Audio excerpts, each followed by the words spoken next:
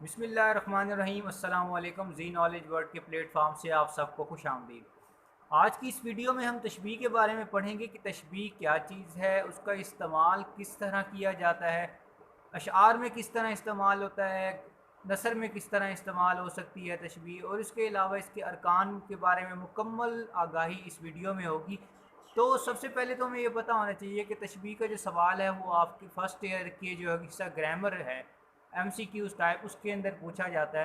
تو ایک بار اگر آپ اس کو اچھی طرح تیار کر لیں گے تو نہ صرف آپ کو یہ فرسٹ ایئر کے امتحان میں جو ہے 11ویں کے امتحان میں مدد کرے گا، بلکہ آنے والے دنوں میں جب آپ کبھی بھی کوئی امتحان دیتے ہیں، آپ کوئی ریٹن ٹیسٹ دیتے ہیں، آپ پی پی ایس سی کا امتحان دیتے ہیں، ایف پی ایس سی کا امتحان دیتے ہیں، تو اردو کا جو وہاں پہ حصہ ہوتا ہے اس میں بھی اس سے متعلق سوالات پوچھے جاتے ہیں۔ تو نہ صرف یہ آپ کے اس کلاس کے لحاظ سے اہم ہے، بلکہ آنے والے وقت کے لحاظ سے بھی یہ بہت زیادہ اہم آپ کو ثابت ہوگا۔ اگر آپ اسے اچھی طرح ابھی سے کر لیں تو آنے والے وقت میں آپ کو کسی بھی قسم کی مشکل پیش نہیں آئے گی۔ تو چلتے ہیں ہم اپنے لیکچر کی طرف اور دیکھتے ہیں کہ آج تشبیہ کے بارے میں ہمارے لیے کیا کچھ ہے۔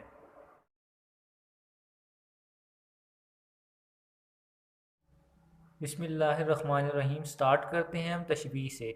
تشبیہ جو ہے سب سے پہلے ہمیں پتہ ہونا چاہیے کہ عربی زبان کا لفظ ہے۔ سوال آپ کے پاس جو ہے وہ میں آپ کو ساتھ ساتھ بتاتا رہوں گا کہ آپ کے سوال پیپر میں کس طرح آ سکتا ہے۔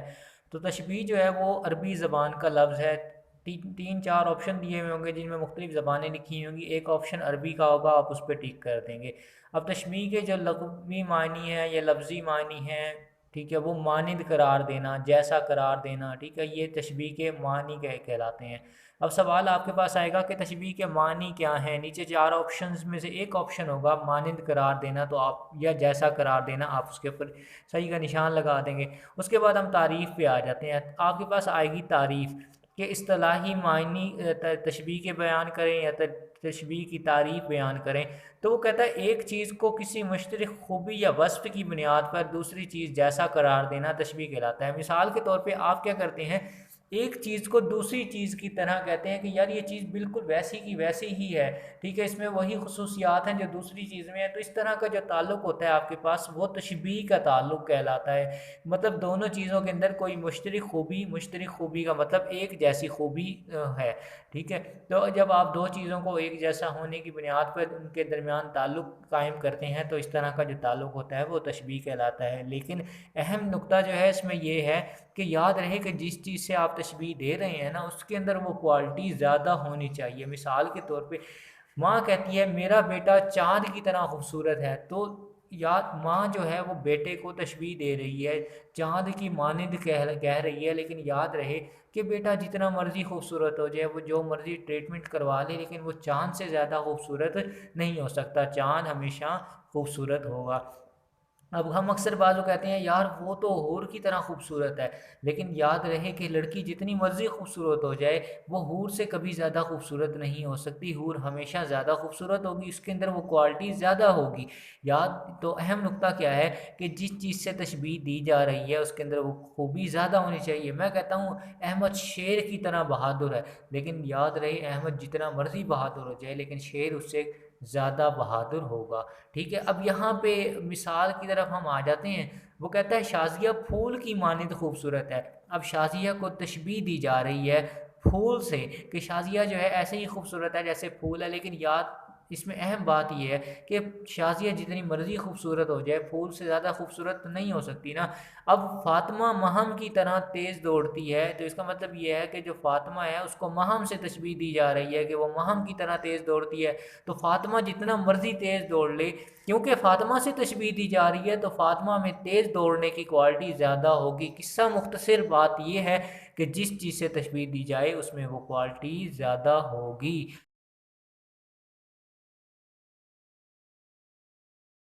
نیکسٹ جو ہمارے پاس ہے وہ ارکان تشبیہ ہے کہ سوال آئے گا ارکان تشبیہ کتنے ہیں، تو ہم 3 4 5 6، تو ہم 5 کے اوپر صحیح کا نشان لگا دیں گے کہ 5 ارکان تشبیہ ہیں۔ اب ہم دیکھتے ہیں ارکان تشبیہ کون کون سے ہیں۔ سب سے پہلا جو ہے وہ مشبہ ہے، دوسرا مشبہ بہ ہے، تیسرا جو ہے وہ وجہ شبہ، چوتھا غرض تشبیہ اور حروف تشبیہ۔ یہ 5 ارکان تشبیہ ہیں۔ سب سے پہلے ہم دیکھتے ہیں کہ مشبہ کیا چیز ہے۔ جس چیز को तशबीह दी जा रही है ना, जिस चीज़ को तशबीह देने लगे हैं आप, वो मुशब्बा कहलाती है। अब देखें शाजिया फूल की मानिंद खूबसूरत है, इसमें शाजिया को तशबीह दी गई है फूल से, ठीक है। तो शाजिया जो होगी वो क्या है, मुशब्बा है। मुशब्बा क्या चीज़ होती है, जिस चीज़ को तशबीह दी जाए, तो वो कहता है वो चीज़ जिस चीज़ को तशबीह दी जाए वो क्या कहलाती है, मुशब्बा कहलाती है।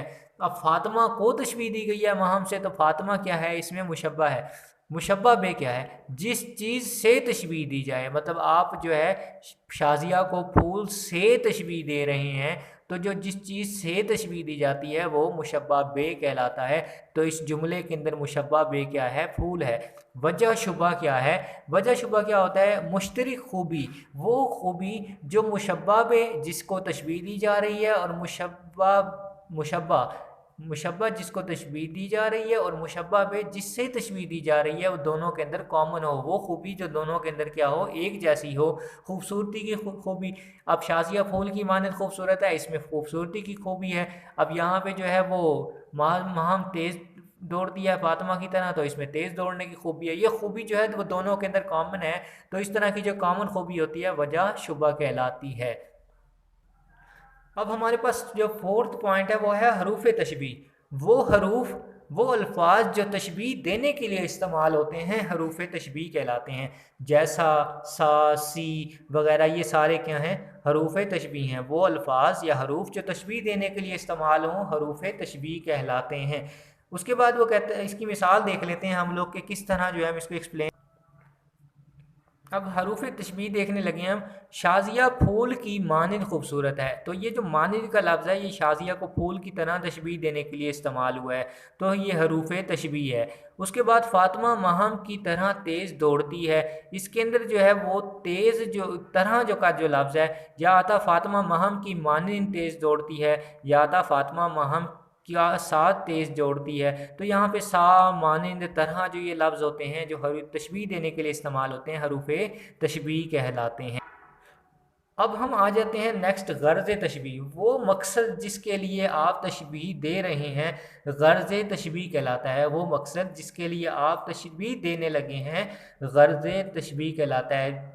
पिछले जुमला जो हमने किया, शाजिया फूल की मानिंद खूबसूरत है, इसके अंदर क्या मकसद क्या था हमारा, हम शाजिया की खूबसूरती ज़ाहिर करना चाह रहे थे, तो खूबसूरती ज़ाहिर करना जो है वो गर्ज़ तशबीह है। अब हम देखते हैं कि अरकान इस्तारा में से जो है वो सवाल किस तरह बन के आ सकता है। मैं आपको ना पहले का बताऊंगा, दो का हम एक्सप्लेन कर देते हैं, नेक्स्ट फिर आप खुद कर लेंगे।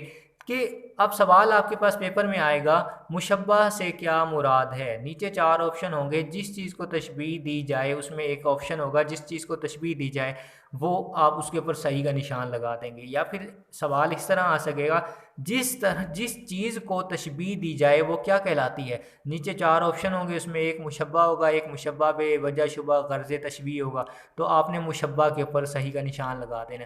कहने का मकसद ये है कि एम सवाल यानी कि ये दे के आपसे इसके मुतल्लिक पूछ सकता है, या ये दे के आपसे इसके मुतल्लिक पूछ सकता है, तो आपने ज़हनी तौर पर तैयार रहना होगा।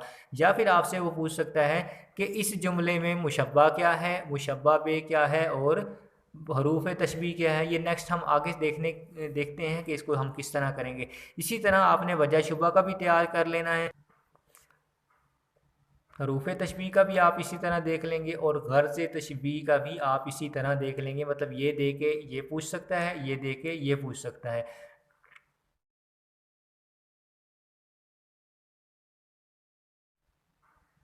उसके बाद हम आ जाते हैं तरफ़ैन तशबीह की तरफ। तरफ़ैन तशबीह कितने हैं सवाल आएगा, तो दो, तीन, चार, पाँच, तो आप दो के ऊपर निशान लगा देंगे कि तरफ़ैन तशबीह दो हैं हमारे पास। कौन कौन से हैं तरफ़ैन तशबीह, कौन से हैं।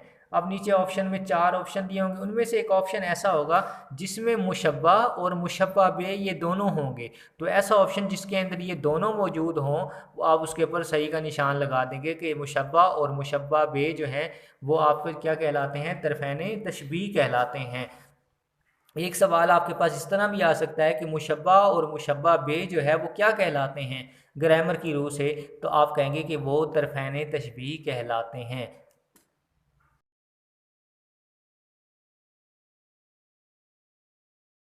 اب ہم آ جاتے ہیں مثالوں کی طرف، دیکھتے ہیں کہ مثالوں میں ہمارے لیے کیا ہے۔ اب وہ کہتا ہے کہ بچے کے گال ریشم کی طرح ملائم ہیں، مطلب بچے کے گال کو تشبیہ دی گئی ہے ریشم سے۔ وجہ کیا ہے کہ بچے کے گال جس طرح ملائم ہوتے ہیں اسی طرح ریشم بھی کیا ہوتی ہے، ملائم ہوتی ہے۔ اب جس چیز کو تشبیہ دی جائے، بچے کے گال کو تشبیہ دی گئی ہے، تو جس چیز کو تشبیہ دی جائے وہ مشبہ کہلاتا ہے، تو یہ مشبہ ہے آپ کے پاس، ٹھیک ہے۔ گال جس چیز سے تشبیہ دی جائے وہ مشبہ بے کہلاتا ہے۔ ریشم کے گال ریشم سے تشبیہ دی گئی ہے تو یہ مشبہ بے کی جگہ پہ آ گیا۔ اور وجہ شبہ وہ مقصد، وہ خوبی جو دونوں کے اندر ایک جیسی ہو، ریشم کے میں اور بچے کے گال میں ملائمت کی جو خوبی ہے وہ ایک جیسی ہوتی ہے، تو یہاں پہ وجہ شبہ ہمارے پاس کیا آ جائے گا، ملائمت آ جائے گا۔ اب یہاں پہ سوال کس طرح آئے گا وہ دیکھ لیں۔ وہ آپ کو کہے گا کہ بچے کے گال ریشم کی طرح ملائم ہیں، اس میں ریشم کیا ہے؟ تو آپ دیکھیں گے کہ یار جس چیز سے تشبیہ دی جائے وہ مشبہ بے کہلاتا ہے۔ نیچے آپ لکھا آپشن میں دیکھیں گے کہ کہاں مشبہ بے دیا ہوا ہے، تو جہاں مشبہ بے ہوگا اس کے اوپر آپ صحیح کا نشان لگا دیں گے۔ یا پھر سوال اس طرح آئے گا کہ بچے کے گال ریشم کی طرح ملائم ہیں، اس میں مشبہ بے کیا ہے؟ نیچے آپشن دیے ہوئے ہوں گے، گال ہے، ریشم ہے، ملائمت ہے، تو آپ نے دیکھنا ہے کہ مشبہ بے جس چیز سے تشبیہ دی گئی ہے وہ ہوتا ہے، تو آپ ریشم ڈھونڈیں گے وہاں پہ لکھا ہوا، تو ریشم کے اوپر صحیح کا نشان لگا دیں گے۔ اسی طرح وہ کہتا ہے اس چشمے کا پانی برف کی مانند ٹھنڈا ہے، تو یہاں پہ چشمے کے پانی کو برف سے تشبیہ دی گئی ہے۔ وجہ کیا ہے کہ ٹھنڈا ہے، دونوں کیا ہیں، ٹھنڈے ہیں۔ اب یہاں پہ جس چیز سے تشبیہ دی جائے وہ مشبہ کہلاتا ہے، تو چشمے کا پانی کیا ہے، مشبہ ہے۔ جس چیز سے تشبیہ دی جائے مشبہ بے کہلاتا ہے، تو برف سے تشبیہ دی گئی ہے تو یہ مشبہ بے ہے۔ وجہ شبہ وہ مقصد جو دونوں کے اندر، وہ مشترک خوبی جو دونوں میں پائی جائے، تو ٹھنڈک جو ہے وہ دونوں کے اندر ہوتی ہے، چشمے کا پانی ہو یا برف ہو، تو اس لیے جو ہے اس کو وجہ شبہ کہا جائے گا۔ تو وجہ شبہ اس میں کیا ہے، ٹھنڈک ہے۔ اب یہاں پہ دیکھیں طرح کا جو لفظ استعمال ہوا، یہاں پہ طرح کا لفظ استعمال ہوا، مانند کا لفظ استعمال ہوا، یہ کیا ہے، ہمارے پاس حروف تشبیہ ہیں، ٹھیک ہے۔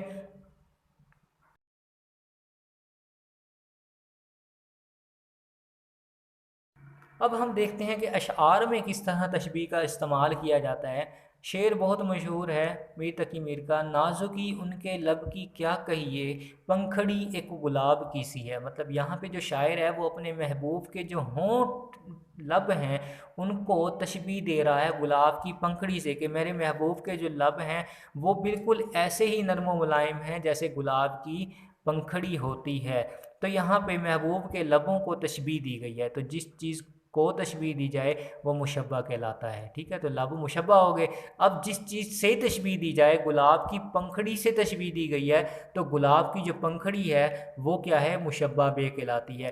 وجہ شبہ غرض تشبیہ وہ چیز جو دونوں کے اندر کامن ہے، مطلب لب بھی نرم و نازک ہوتے ہیں، اس طرح گلاب کی پنکھڑی بھی کیا ہوتی ہے، نرم و ملائم اور نازک ہوتی ہے، تو نازکی ہونا، نازک ہونا جو ہے وہ دونوں کے اندر کامن ہے، تو غرض تشبیہ یا وجہ شبہ یہی دونوں ہیں۔